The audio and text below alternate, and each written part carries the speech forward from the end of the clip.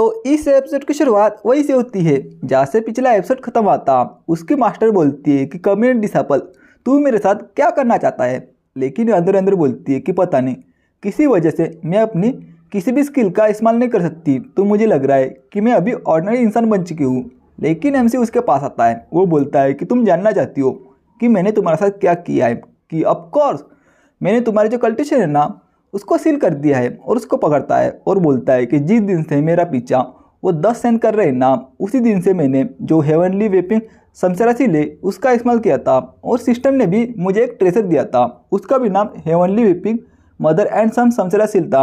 और ये एक सीलिंग टाइप की फॉर्मेशन है, और इसकी जो कैटेगरी है ना यानी कि जो ग्रेड है वो गॉडली है। और इसका इस्तेमाल दो तरीके से किया जाता है, यानी कि सन सील जिसकी मदद से हम किसी भी फीमेल कल्टिवेटर की बॉडी को इस्तेमाल करके कल्टिवेट कर सकते हैं, और मदर सील जिसका इस्तेमाल करके हम किसी भी बंदे की यानी कि किसी भी पार्टी की जो कल्टिशन है उसको सील कर सकते हैं, वो भी किसी भी टाइम पे।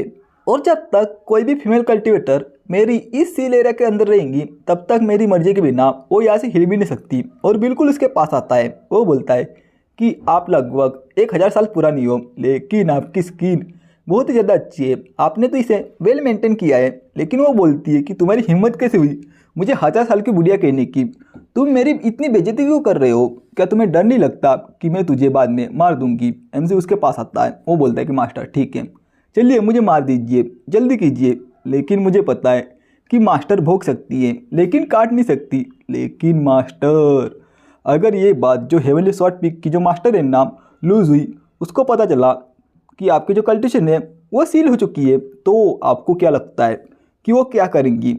मुझे लगता है कि वो आपको मार देंगी, क्योंकि आपने उसके बाप को तलवार के एक ही अटैक से मार दिया था पिछले साल। तो आपको क्या लगता है कि वो छोड़ देंगी? ऐसा बिल्कुल भी नहीं है, वो अपने बाप का बदला लेने के लिए आपके पास ज़रूर आएगी। ये बात सुन के वो घबरा जाती है, वो बोलती कि नहीं बिल्कुल भी नहीं, ये बात जो लुइजो है ना उसको पता नहीं चलनी चाहिए, क्योंकि अगर उस औरत को ये बात पता चली ना तो वो मुझे मारने के लिए ज़रूर आएगी, क्योंकि वो एक पागल औरत है। और उसको बोलती है कि तुम डिसाइपल जो हेवन मटेरियल और जो अर्थ ट्रेजर है ना ये सारे रिसोर्स मैं तुम्हारी कल्टिवेशन के लिए भेज दूंगी, तो जो चाहिए वो तुझे ये मास्टर देंगी, तो तुम कुछ भी ले सकते हो जो कि तुम्हें चाहिए, तुम सिर्फ चूज़ करो। लेकिन एमसी बोलता है कि नहीं नहीं मास्टर, आपको पता है कि मुझे क्या चाहिए, तो आप समझ रही हो ना। ये बात सुन के वो मास्टर बोलती है कि नहीं ये बिल्कुल भी नहीं हो सकता, मैं तुमको वो नहीं दे सकती जो कि तुम्हें चाहिए, तो तुम ये सब सोचने की हिम्मत भी मत करना। लेकिन एमसी उसे बहुत ही ज़ोर से पकड़ लेता है। उसकी मास्टर बोलती है कि मैं एक ग्रेट वॉरियर हूँ और मेरे पास 7th लेवल की पावर है, और मैं साफ साफ बहुत ही ज़्यादा ताकतवर हूँ, तो मैं कैसे इसके सामने हार मान सकती हूँ। फिर एमसी अपने मन में बोलता है कि मेरी ना तुमसे ना ही ताइसू होली ग्राउंड से कोई भी ज़्यादा दुश्मनी है, तो आप कैसे मुझको मारने की जो कॉम्पिटिशन है उसमें पार्टिसिपेट कर सकती हो। फिर एमसी उसको बोलता है तो अभी आपको पता चलेगा कि डर क्या होता है, तो ये देखिए। और उसको कोई आइटम दिखाने लगता है और बोलता है कि मास्टर मैं ये सब आप पे छोड़ता हूँ, और ये जो डिसिप्लिन ना उसके पास एक एंशिएंट कल्टिवेशन टेक्निक है जो कि आपके लिए बहुत ही ज़्यादा फायदे में रहेंगी, तो ज़रा देखिए। उसके मास्टर उसको देखने लगती है और वो बोलती है कि कैसे इसके पास इतनी अच्छी टेक्निक कैसे हो सकती है, और इसको देख के ऐसा लग रहा है कि ये एक Holi side track of heavenly डाउ है, तो ये तो ऑर्डिनरी आइटम नहीं होगा, लेकिन ये इसके पास कैसे आ सकता है। फिर वो बोलता है कि मास्टर ये कैसा रहा। फिर उसकी मास्टर चिल्लाने लगती है, लेकिन जो एमसी है वो उसके ऊपर बैठ जाता है और बोलता है कि मास्टर इस डिसेबल को जो चाहिए ना वो दे दो। लेकिन उसकी मास्टर बोलती है कि नहीं तुम कमीने बंदे, तुम मेरे साथ ऐसा कैसे कर सकते हो। फिर सिस्टम से एक नोटिफिकेशन आती है कि होस्ट सही में एक टेरिटरी डिसेबल बन चुका है। ये क्या बकवास बात है, लेकिन एक ग्रेट विलन के बिना आपने 1000 ब्रेक थ्रू पॉइंट हासिल कर लिए है। फिर जो एमसी है उसका काम चालू हो जाता है टपाटप वाला। फिर सिस्टम से एक और नोटिफिकेशन आती है कि होस्ट की जो ड्यूअल कल्टिवेशन है वो चालू हो चुकी है इमॉर्टल मिंग डाई के साथ, और होस्ट की जो पूरी इंजरी है ना वो रिकवर होना चालू कर दी है, और आपकी जो कल्टिवेशन एप्टीट्यूड है वो भी इंक्रीज हो रही है। फिर जो एमसी है वो करने लगता है लगातार, उसको जो एप्टीट्यूड पॉइंट है वो मिलने लगते हैं। फिर एक और नोटिफिकेशन आती है कि होस्ट की जो एप्टीट्यूड है ना वो 317 तक पहुंच चुकी है, जो कि एक हेवनली ग्रेड है, और होस्ट की जो कल्टिवेशन है ना वो 24 से इंक्रीज हो चुकी है, और आपकी जो कल्टिवेशन है ना उसको भी प्रमोट किया गया है, और आप फाउंडेशन लेवल के 2nd स्टेज पे हो। फिर ऐसे बढ़ के जो एमसी है वो फाउंडेशन स्टेज के 8वें स्टेज पे पहुंच जाता है। फिर हमें कुछ देर बाद का सीन दिखाया जाता है जहाँ पे एमसी होता है और जो उसकी मास्टर है वो बेड पे पड़ी होती है, यानी कि जो पूरा का पूरा काम है वो हो जाता है।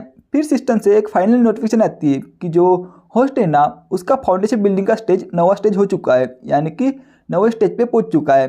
फिर एमसी बोलता है कि मास्टर आपका बहुत बहुत शुक्रिया, तो चलिए मैं आपको बाद में मिलता हूँ। फिर उसके मास्टर बोलती है कि हे डिसेबल, तुम्हें जो चाहिए था ना वो मैंने तुझे दे दिया है, तो मेरी जो कंडीशन है ना जल्दी उसे अनसील कर दे। लेकिन एमसी बोलता है कि क्या मैं अनसील कर दूँ? तो ठीक है, ऐसा बिल्कुल भी नहीं होने वाला। जिससे कि उसके मास्टर को आ जाता है गुस्सा। वो बोलती है कि तुम क्या अपने मास्टर को मारना चाहते हो क्या?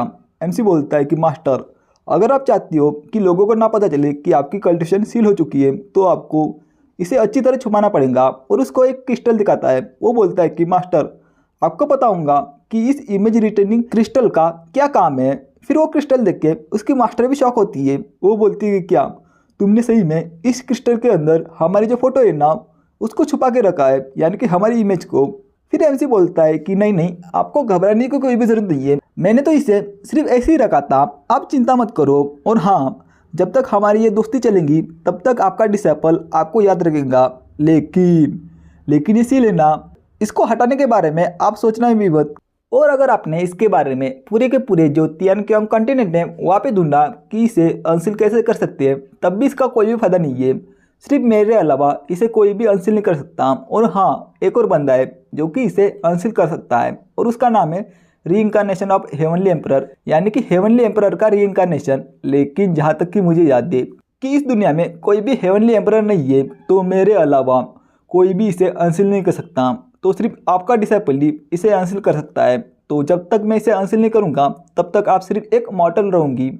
और जब तक आप बूढ़ी नहीं होंगी, यानी कि आपकी उम्र नहीं होगी, तब तक आप मरोगे नहीं। लेकिन एक मॉर्टल की जो उम्र है ना वो जल्दी हो जाती है। तो इसका मतलब आप समझ रही हो ना?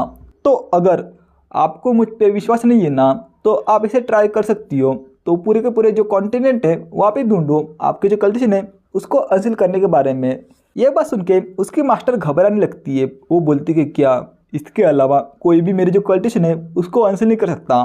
फिर मेन कैरेक्टर बोलता है कि अगर आपके डिसेबल मर जाएंगे ना तो इस क्रिस्टल को संभालने वाली इमेज और इसके अंदर कैप्चर हुई इमेज वो सेपरेट हो जाएंगी। तो उस समय इस तियांग कॉन्टिनेंट पे रहने वाले लोग आपके बारे में क्या ही सोचेंगे, तो आप सोच लीजिए। और ये बोल के वहाँ से जाने लगता है। लेकिन पीछे से उसकी मास्टर बोलती है कि तुम अगर मर जाओगे ना तो ये सबके लिए अच्छा होगा, तो तुम जल्दी मर जाओ। लेकिन वो वहाँ से चला जाता है। उसके मास्टर चिल्लाने लगती है कि डिसेबल तुम रुक जाओ, लेकिन वो नहीं रुकता, वो वहाँ से चला जाता है। उसके मास्टर बोलते हैं कि कैसे एक डिसेबल जो कि जो दाओ गोंग बॉन्टे है ना वहाँ तक भी नहीं पहुँचा, उसने एक ग्रेट वॉरियर यानी कि मेरे जैसे एक बंदी की जो पावर है उसको सील किया है।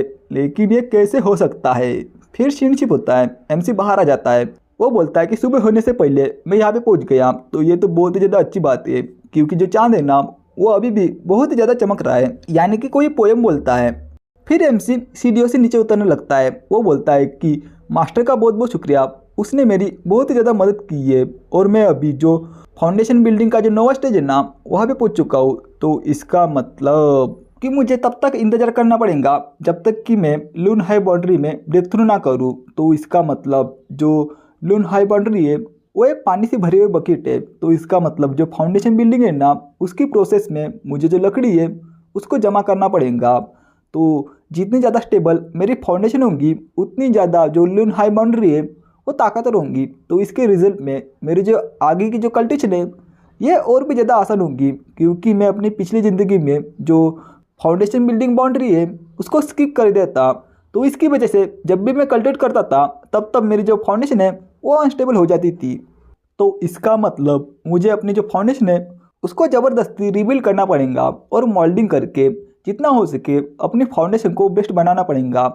क्योंकि जिस समय मेरे सामने हायर बाउंड्री वाले बहुत सारे कल्टिवेटर होंगे तो मैं उस समय उन सभी को समझ सकूंगा। तो इसका मतलब मुझे अपनी जो फाउंडेशन बिल्डिंग है उस पर ध्यान देने की जरूरत है। फिर एमसी एक जगह आता है और बोलता है कि किसको पता था कि जो फाउंडेशन बिल्डिंग के जो रिसर्च है वो बहुत सारे साल से यहीं पे होंगे, लेकिन अगर वो यहीं पे फिर भी मैं अपनी जो ताइसो होली ग्राउंड है उसको ऐसे कैसे छोड़ सकता हूँ। फिर जो एमसी है वो एक जगह आता है जहाँ पे की किराए से बोट मिलती है, वो भी जल्दी जल्दी। फिर एमसी भी बोलता है कि ये मेरे लिए बहुत ही अच्छा मौका है, तो क्यों ना मैं इसका फ़ायदा उठा लूँ।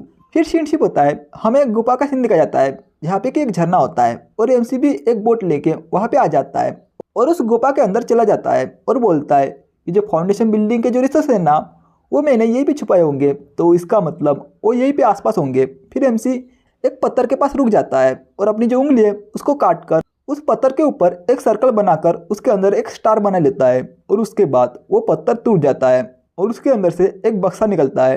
फिर एमसी बोलता है कि हाँ यही तो है फाउंडेशन बिल्डिंग का ट्रेजर, ये यहीं पे है, मुझे पता था। तो तुम इंतज़ार करो, मैं चाओजू जो कि बहुत ही ज़्यादा ताकतवर बनने वाला हूँ और अपनी जो पूरी पावर है ना उसको रिकवर करने वाला हूँ, तो तब तक मेरा इंतज़ार करो। और बहुत ही ज़्यादा ज़ोर ज़ोर से हंसने लगता है, लेकिन तभी पीछे से कोई बोलता है कि कचरे चाऊ, मैंने नहीं सोचा था कि मैं तुझसे फिर से यहीं पे मिलूंगा। फिर एमसी पीछे देखता है, लेकिन ये चैप्टर यहीं पे ख़त्म होता है। तो आपको ये वीडियो कैसा लगा मुझे कमेंट बॉक्स में ज़रूर बताना। तो मैं मिलता हूँ नेक्स्ट वीडियो में, जब तक के लिए बाय बाय, सायोनारा।